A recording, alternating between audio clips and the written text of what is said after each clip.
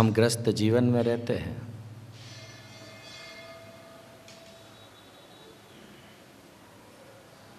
ग्रस्त जीवन में रहते हुए हम कैसे जिए?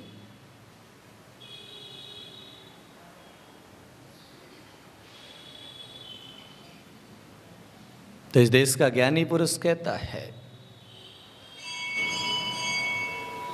इस देश का बुद्ध पुरुष कहता है, इस देश का तीर्थंकर पुरुष कहता है कि दो चीजों की जरूरत पड़ती है। घर को अगर हमें समृद्ध बनाना है, घर को अगर जो है हमें तपोवन बनाना है, तो दो चीजों की आवश्यकता होती है, एक प्रेम और एक त्याग। अकेले प्रेम से भी कार्य नहीं चलेगा, अकेले त्याग से भी काम नहीं चलेगा।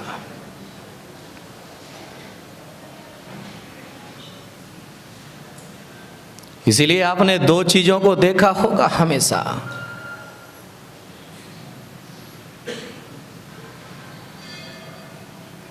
कि इस देश में जब महाभारत हुई,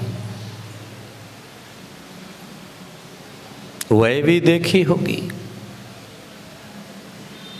और रामायण भी सुनी होगी।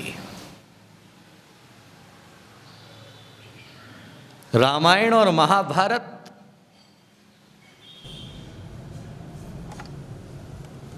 भाइयों के जीवन का दृष्टिकोण है।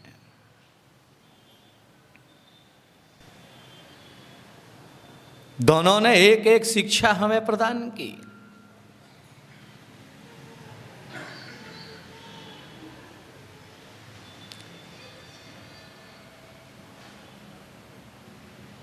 रामायण त्याग की कहानी बताती है और महाभारत स्वार्थ की व्यवस्था दिखाती है। एक तरफ त्याग है तो दूसरी तरफ स्वार्थ है।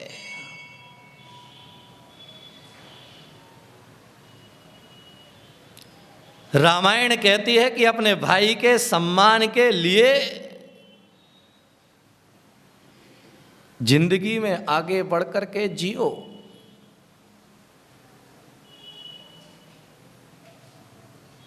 मगर वह त्यागपूर्ण। सभी जानते हैं कि राम को 14 वर्ष का वनवास मिला, तो उन्होंने तो बाप के वचन को पूरा करने के लिए महल का त्याग किया। भरत को राज गद्दी प्रदान की गई, लेकिन भाई के प्रति प्रेम देखे कि उन्होंने जो है भाई के प्रेम को दर्शाने के लिए 14 साल तक राजमहल में रहे, लेकिन भाई की गद्दी जो भाई के लिए निर्धारित थी, उस गद्दी पर ना बैठ करके उनकी चरण पादुका रख करके शासन किया। आज तो देखा जाए तो राज्य मिलने भर की देर होती है, एक दूसरे को नीचा दिखाने के लिए तत्पर हो जाते हैं। एक जो है राज सिंहासन मिलने के बाद भी राज सिंहासन पर नहीं बैठे। आज हमें जरा सा जो है कोई भी चीज़ प्राप्त हो जाए तो प्राप्त होने के बाद में जो है जरा से समय में हम सारी चीज़ें झड़पने के लिए तैयार हो जाते हैं, लेकिन वहाँ मिलने के बाद भी छोड़ दिया। आज तो जो है भाई भाई के बीच में जो है जमीन और जायदाद को लेकर के केस तक दायर हो जाते हैं। कोर्ट कचहरी के चक्कर लगाने पड़ जाते हैं। तो विचार करिएगा, मंथन करिएगा, सोचिएगा, क्या घर में हम जिस घर में रहते हैं उस घर में अखंड रखने के लिए हम क्या कर पाते हैं। एक दंपत्ति है,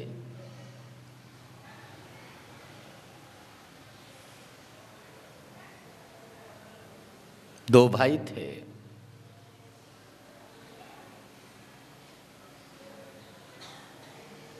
दोनों भाइयों के बच्चे थे।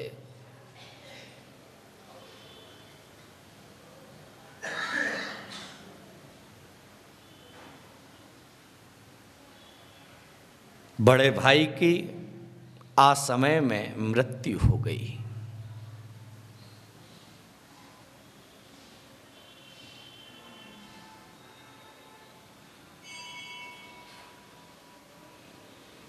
छोटे भाई ने सोचा कि अब जो है माता पिता का इसके ऊपर से साया हट गया है, क्या करे। याद में रखिएगा कि जहां स्वार्थ भरी जिंदगी में आदमी अपने बच्चे के अलावा दूसरे के बारे में नहीं सोचता है। उन दोनों दंपतियों ने जो है पति पत्नी ने बैठ कर के विचार किया कि अब हमारे घर में केवल एक चिराग है। उन्होंने दोनों ने संकल्प किया कि अब जो है किसी भी बच्चे को जन्म नहीं देंगे, क्योंकि हमारे घर में भले ही लड़की है लड़का नहीं है।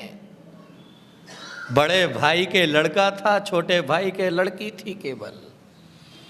तो बड़े भाई के देहांत के बाद जो है छोटा भाई कहता है कि ठीक है, मैं जो है संकल्प किया दोनों ने जो है कि अब जो है मैं किसी संतान को जन्म नहीं देंगे। तो लोगों ने उनसे पूछा कि भाई जो है आपने किसी संतान को जो है बड़े भाई के मर जाने के बाद जो है किसी पुत्र को जन्म क्यों नहीं दिया। तो उन्होंने कहा कि मुझे पुत्र की आवश्यकता कहाँ थी, ऑलरेडी हमारे यहाँ पुत्र है, क्योंकि बड़े भाई का पुत्र ही हमारा कुल दीपक बन करके रोशन करेगा। उसे ये अभाव महसूस ना हो कि मेरे माता पिता नहीं हैं। याद में रखिएगा कि ये जब त्याग की भावना की पराकाष्ठा हुआ करती है तब जाकर के ये विचार पैदा होते हैं, तब जाकर के ये भाव पैदा होते हैं, तब जाकर के ये सोच पैदा होता है कि हमारा बेटा ना सही हमारे कोख से जन्म नहीं लिया है, लेकिन हमारे भाई के पुत्र को भी अपना पुत्र मान करके मानने वाला इस दुनिया में अपने आप मानता की सीढ़ी पर पहुंच जाता है। विचार करिएगा कि जब आप बाजार से लौट करके घर आते हैं तो बाजार से लौट करके घर आने पर जो है आप फल लेकर के आते हैं, लेकिन दोनों ही भाइयों के पुत्र जो है बाहर खेल रहे हैं।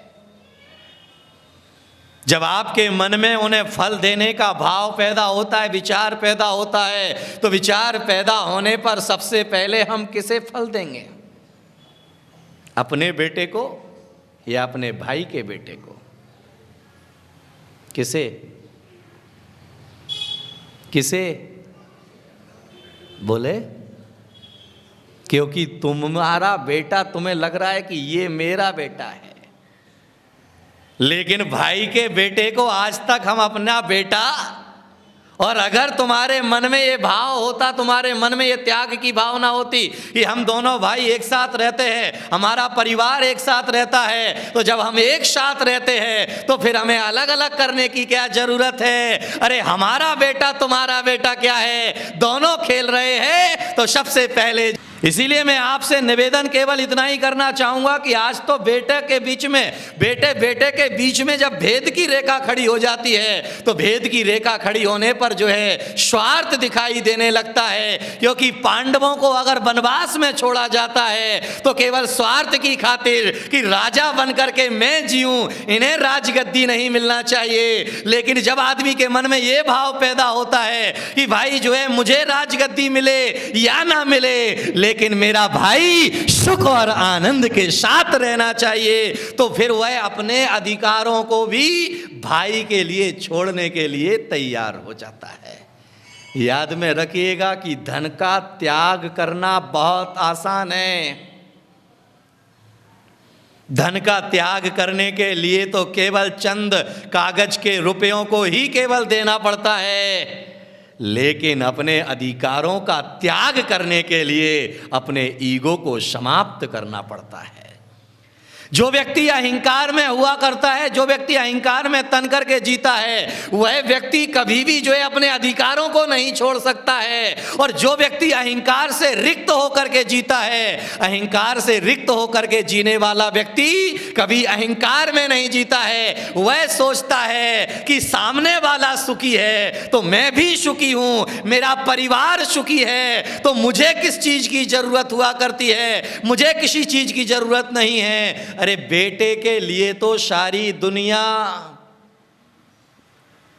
पद का त्याग कर लेती है, बेटे के लिए तो हर व्यक्ति छोड़ दिया करता है, लेकिन भाई के बेटे को अपना बेटा समझ करके छोड़ना ये सबसे बड़ा त्याग हुआ करता है। क्योंकि वहां आदमी को अपने स्वार्थ को त्याग करना पड़ता है, वहां आदमी को अपने जो है स्वार्थ को छोड़ना पड़ता है। इसीलिए तो कहा जाता है कि स्वार्थ त्याग की कठिन तपस्या बिना खेद जो करते हैं, ऐसे ज्ञानी साधु जगत के दुख समूह को हरते हैं। दुनिया को सुखी वही व्यक्ति कर सकता है, दुनिया को आनंद वही व्यक्ति दे सकता है जो स्वार्थ का त्याग कर सकता है। याद में रखिएगा कि हम भगवान की भक्ति भी करते हैं तो बिना स्वार्थ के नहीं करते, मुनियों के पास भी जाते हैं तो बिना स्वार्थ के नहीं जाते हैं, और यहां भी आकर के बैठे हो बिना स्वार्थ के। ऐसा इसमें कौन सा व्यक्ति है जो व्यक्ति बिना स्वार्थ के यहां बैठा है? हर जगह स्वार्थ आदमी की जिंदगी में आगे आगे चलता है। क्योंकि भगवान की पूजा भी करते हैं तो वहां भी हमारा पुण्य कमाने का स्वार्थ है। गुरु के चरणों में भी जाकर के बैठते हैं, गुरु का उपदेश भी जाकर के सुनते हैं तो वहां भी हमारा स्वार्थ हुआ करता है कि गुरु के चरणों में जाएंगे तो कुछ हमें ज्ञान मिल जाएगा।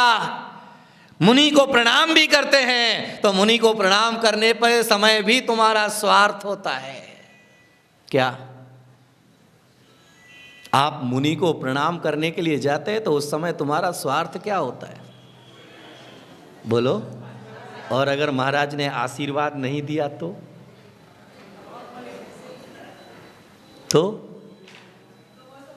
नमोस्तु तो करोगे, जोर से भी बोलोगे, फिर भी हाथ नहीं उठाया तो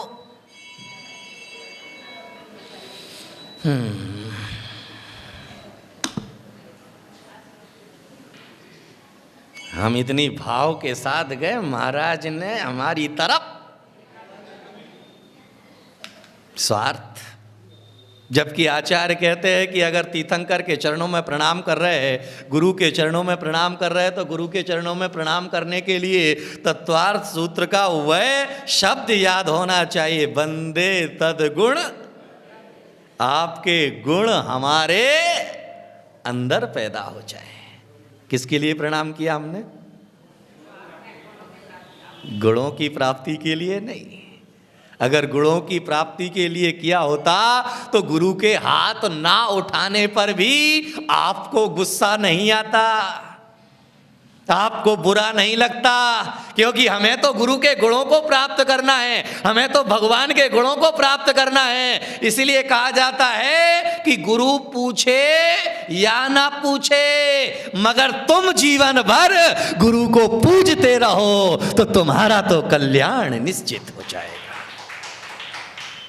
गुरु पूछे या ना पूछे, लेकिन हर व्यक्ति के मन में, जो व्यक्ति ज़्यादा काम में लगा रहता है, अपना समय निकालता है, अपना धन निकालता है, अपना सब कुछ निकालता है, तो उसके मन में तो एक ही भाव पैदा होता है, एक ही विचार पैदा होता है कि महाराज को मुझे पूछना चाहिए। भगवान तुम्हें पूछे या ना पूछे। एक दिन मैंने पर्युषण पर्व के समय जब प्रवचन थे उस समय मैंने कहा था, एक अंधा व्यक्ति डेली भगवान के दर्शन करने के लिए जाता था। लोग उसे देखते कि डेली नियम से जो है वह भगवान के दर्शन करने जाता है। एक दिन जो है उस अंधे व्यक्ति से कहा कि भाई तू डेली मंदिर आते हो? हाँ, बोले मैं डेली मंदिर आता हूं। बोले डेली मंदिर आने के बाद में जो है क्या तुम्हें भगवान देखता है? या तुम भगवान को देख नहीं सकते, तुम्हारी तो दोनों आंखें भी नहीं हैं, फिर तुम भगवान को देख नहीं सकते हो, तो फिर मंदिर क्यों आते हो? तो उस अंधे व्यक्ति ने जवाब दिया कि माना कि मैं भगवान को देख नहीं सकता हूं, मेरी आंखें नहीं हैं, लेकिन इतना जरूर है कि भगवान जरूर देखता है कि मैं उसके चरणों में आकर के प्रणाम कर रहा हूं। मैं भगवान को देख पाऊं ये जरूरी नहीं है, लेकिन अगर भगवान मुझे देख रहा है यही पर्याप्त है। तो विचार करिएगा, सोचिएगा कि आप अपने जीवन का मंथन करिएगा कि आप भगवान को देखने के लिए आते हैं, लेकिन वह भगवान को देख नहीं पा रहा है, लेकिन फिर भी भगवान के पास चला रहा है, क्योंकि उसके मन में ये स्वार्थ नहीं है कि भगवान मुझे देखे। याद में रखना कि सांसारिक जीवन में भी स्वार्थ की पराकाष्ठा है, धार्मिक जीवन में भी स्वार्थ की पराकाष्ठा है, और जहां से स्वार्थ विहीनता पैदा होती है वहीं से धर्म का मंगलाचरण प्रारंभ होता है। मुनि लोग साधना करते हैं, मुनि लोग तप करते हैं, तो वह तप किस लिए करते हैं? इसलिए नहीं कि उन्हें निर्वाण की प्राप्ति हो। अगर मुनि के मन में ये विचार पैदा हो जाए कि मैं जो तप कर रहा हूँ, मैं साधना कर रहा हूँ, उससे जो है मुझे निर्वाण की प्राप्ति हो जाए, तो कभी भी याद में रखना कि उन्हें निर्वाण की प्राप्ति नहीं हो सकती। आओ हम उतारे प्रतीक सागर की आरती, आओ हम उतारे प्रतीक सागर की आरती।